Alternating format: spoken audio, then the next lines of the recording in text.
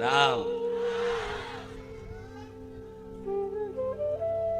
બારેજા ધામ નો એડો લાગ્યો છે.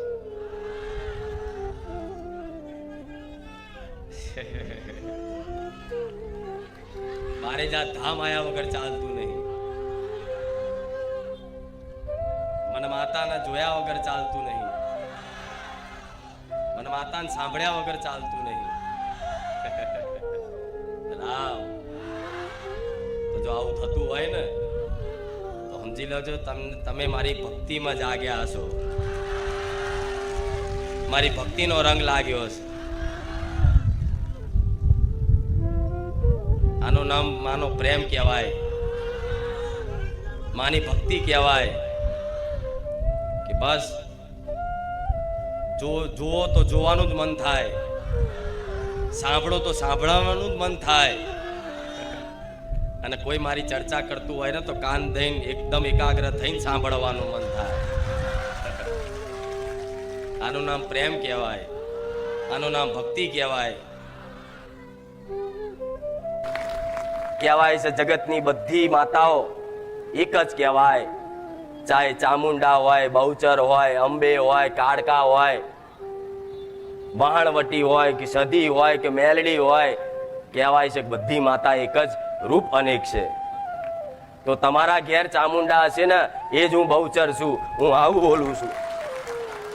નામથી અલગ અલગ પેઢીઓમાં હું માતા અલગ અલગ નામથી અલગ અલગ દીવામાં બેઠી કે જેથી પોતપોતાની ભક્તિ પ્રમાણે પોતાની કુળદેવીની ભક્તિ કરી આશીર્વાદ પ્રાપ્ત કરી અને જગતમાં કદાચ સુખના જવારા તમારી આવનારી પેઢી મળે એના માટે કદાચ 12 મહિને આઠમના નિવેદ કરો. હું આવું બહુસર બોલું છું.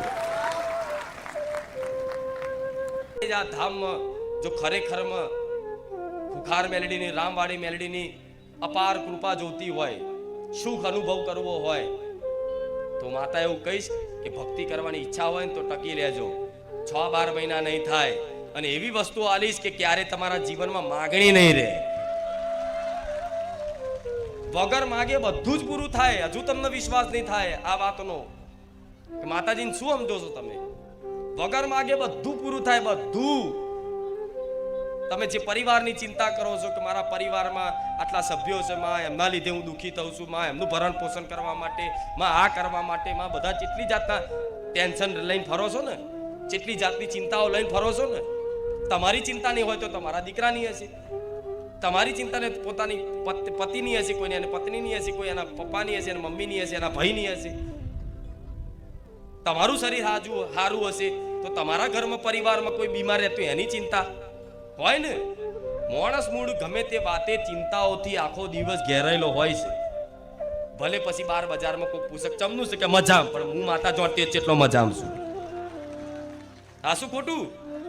ખાલી કે મજામ મજા મજામ એ મજા મજા કહેવામાં કેટલી જાતની ચિંતાઓ થતી હોય. આ શું ખોટું? ખાલી ખાલી કે હા મજામ, પણ મજામ નહીં. હું જાણું છું નહીં મજા છે. સાચું કહેજો.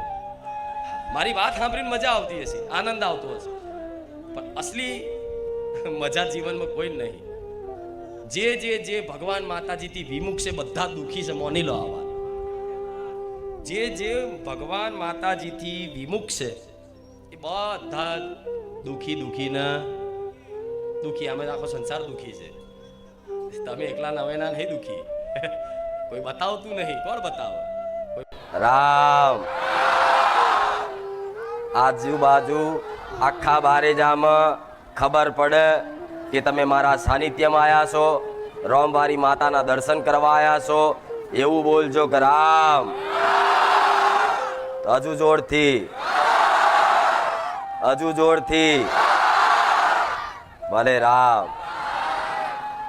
દરેક જાણે છે કે મારા રામના શબ્દોથી, મારા રામના નામથી હું બહુસર માતા જાગૃત બની જાઉં. આ ગાદી પર આવું બહુસર કહું છું.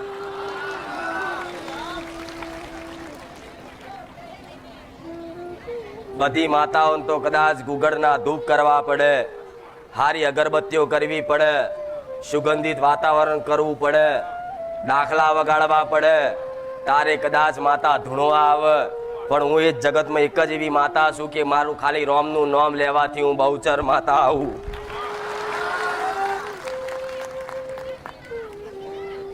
નગન જગતમાં માતાજીને બોલાવવા માટે ચાંદલો કરવો પડે, હાર પહેરાઈને હારું અત્તર નાખવું પડે, ડાકલા વગાડવા પડે અને બરોબર રેગડી કલાકાર વાળો કદાચ એના ટવકાથી એના વેરાગથી મને માતાને ટવકા કરે ને તારે જાગૃત થવું.